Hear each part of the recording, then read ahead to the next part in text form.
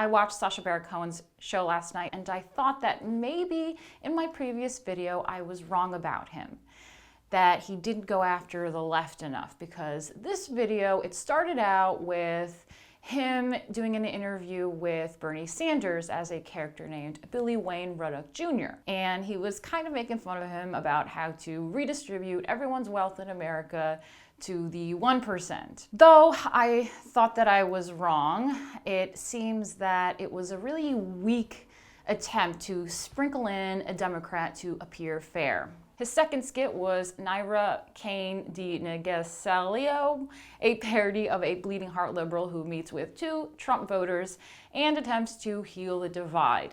But mostly he just talked about his wife's ongoing affair with a dolphin. Again, I thought this was going to be exactly what I wanted him to do, and I was criticizing him for not doing in my previous video, but he took on that character and brought it to Trump supporters instead of showing how the left would actually buy into all this and how far he can push that. And honestly, the Trump supporters seemed quite tolerant of it. His third character, Rick Sherman, a recently released convict turned artist who mostly talks to a gallery owner about his bodily fluids. Again, I was quite happy to see him really go after the arts community, because this is exactly what I also talked about in a previous video about how ridiculous the arts world is and how you can literally put on a canvas and people will think it's art. But in the end, I think that she was actually in on the whole skit, and it was sprinkled in there to fill a void until the last segment, with Aaron Morand impersonating an Israeli weapons expert trying to get the NRA Republicans to say absolutely ridiculous things.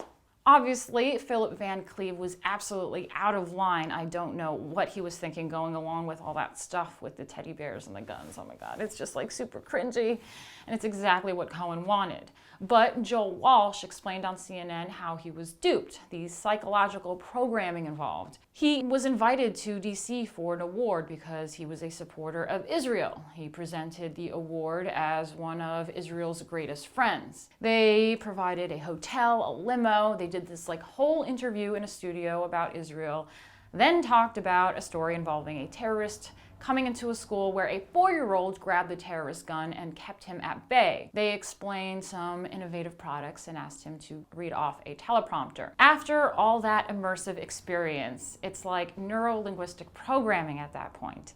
His whole reality was like shifted, and you're put into this situation and you kind of can get pushed. If anyone knows what neuro-linguistic programming is about, NLP, you can really get persuaded to do the most ridiculous things. And by the time the words came out of his mouth, reading the teleprompter, it was too late. He can't take it back, and they already had the footage, and there was nothing they could do about it. I mean, you could tell that they were reading off a teleprompter. They were tricked through psychology. They felt they owed something to them by being presented with an award, being told about some horrific story involving children in Israel and defending themselves, and then made to read off this teleprompter. I mean, that poor old man, you can't really blame him for not knowing what Cardi B is or Wiz Khalifa. I mean, I barely know what these people are. I mean, it's like this old man, of course he can get mixed up with saying these things while mixing it in with psychological programming.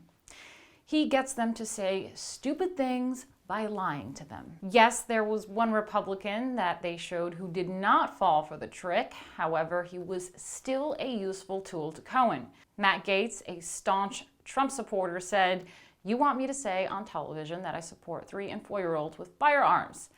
Is that what you're asking me?" Typically, members of Congress don't just hear a story about a program and indicate whether they support it or not. This was still useful to Cohen because Gaetz showed how ridiculous it is that saying on TV you support 3- and 4-year-olds with firearms and saying that no congressman would actually support this or say something like that. And then they cut to congressmen and politicians endorsing it and saying that. So I think it was quite effective for Cohen to actually include that. It made the final scene totally perfect and it was a great setup. However, I am really proud that he didn't fall for it. I mean, it was incredible. Props to him. However, Cohen still found a way to make it extremely effective for himself. The Atlantic said this is a problem that Cohen faced in some of his later films, particularly Bruno, that tricky balance between being provocative and just being mean. It's too easy for the audience's sympathies to shift towards his targets, particularly when Cohen isn't making a bigger point. After all, there is no grand idea behind Sherman convincing a gallery owner to surrender her pubic hair so that it can be added to his paintbrush. It's just an egotistical display of Cohen's ability to talk anyone into anything. Is Who is America really about America's overall gullibleness, or is it about flaunting Cohen's continued skill with candid camera stunts? Who is America is making America more divided.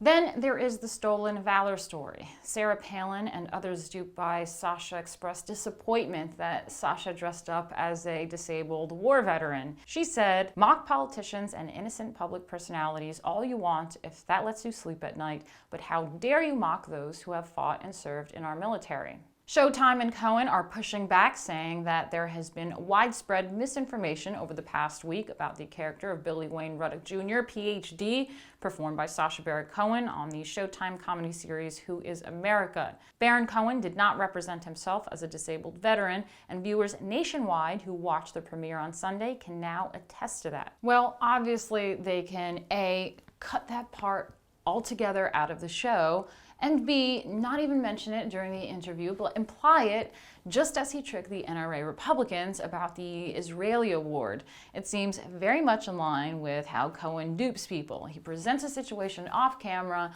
only to then dupe them on camera and then edit it a certain way to make it look absolutely ridiculous. It's not that far-fetched to assume that Cohen could possibly have presented himself as a war veteran to Palin in order to really get her to commit to this interview, because she has the utmost respect for veterans and such people like that, and then trap her with that commitment and then dupe her and then present it on camera like, "Oh no, we never said we were war veterans, see?" A friend of mine, street artist named Sabo in LA, has been plastering Hollywood with stolen valor billboards as a pushback to all of this. He is known for calling out Hollywood's crap. He told me, quote, "Would someone please remind Sacha Baron Cohen that his own country of England is falling apart? Maybe he can carry his ass back there where he can lampoon all the craziness that's going on there." I still stand by my statement that Cohen could go after the left even harder. His mild attempts to seem fair by including Sanders was absolutely weak. He used a character that I imagine he can use with the Republican couple, and I imagine he can use that on the far left by really showing how they can be endorsing things like, let's say, bestiality, like with that whole dolphin wife thing, or maybe even pedophilia rights. I mean, this is a real thing that he could really go after left-wing politicians. What he did with the gun supporters, he could easily have done with far-left politicians and congressmen, and having them endorse some absolutely vile and crazy things. I know that the far-left congressmen and politicians could be tricked just the same way to endorse pedophilia rights. If you want to see more from me and the rest of the Rebel team, like and subscribe.